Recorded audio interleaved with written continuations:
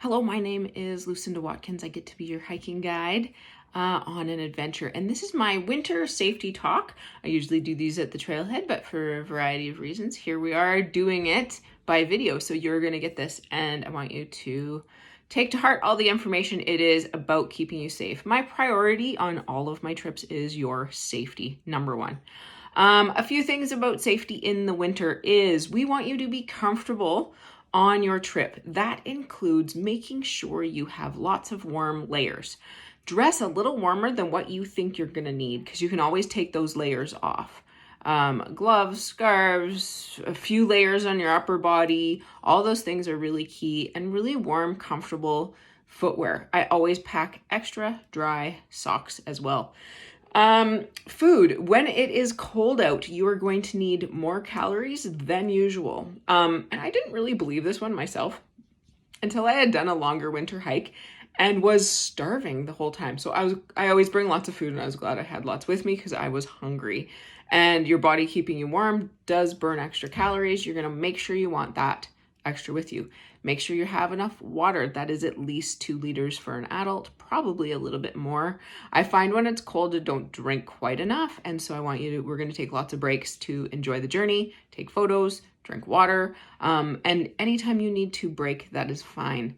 If you need to take a break to take a photo, to have a drink of water, to have a snack, to just enjoy the journey, probably somebody else does too. You just holler and let us know.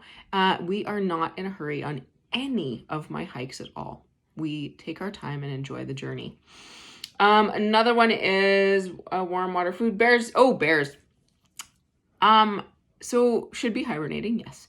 However, they sometimes do come out of hibernation in the winter. So we are going to stick together.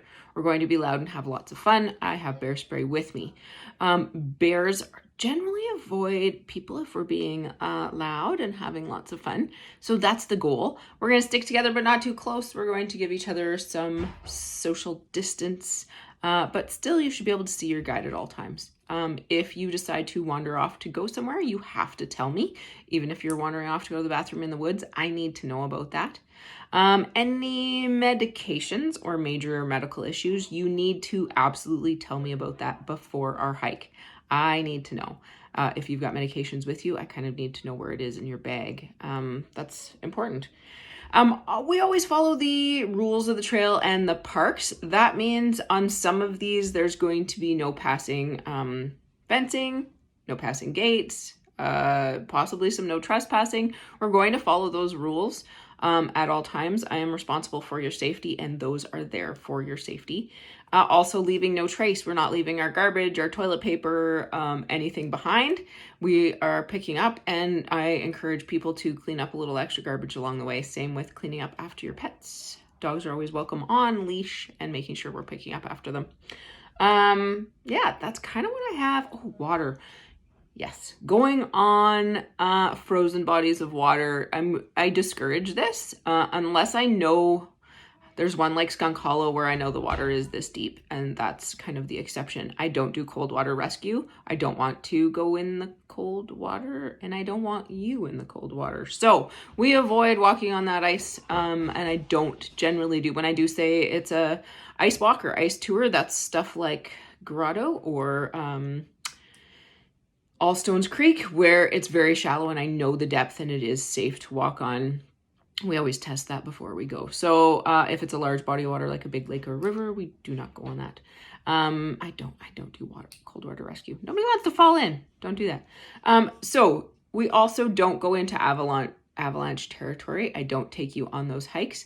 If something feels unsafe, or if there is a large amount of snow and it isn't safe to go, I will turn us around. I don't have such a big ego that I insist on us doing a trip if it's not safe. Keeping you safe is really important to me. I believe we can have a very safe adventure, and I do fairly low risk hikes. So no avalanche territory for sure.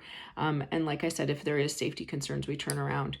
Some of this is on you of making sure you dress appropriately so that we don't have to turn around. The whole group goes or we don't go.